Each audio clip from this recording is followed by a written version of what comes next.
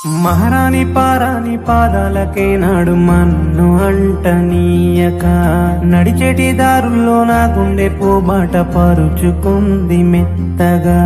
శాంతికే ఆలయం ఆమె నెమ్మది, అందుకే అంకితం అయినది మది.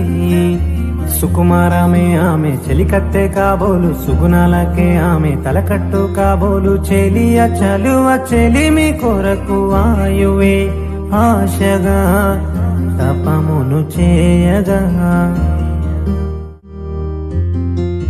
తొలిచూపు చాలంట చిత్తాన చిత్రంగా ప్రేమనేది పుట్టగా. 10 మంది అంటుంటే విన్నాను ఇన్నాళ్ళు నమ్మలేదు బొత్తిగా.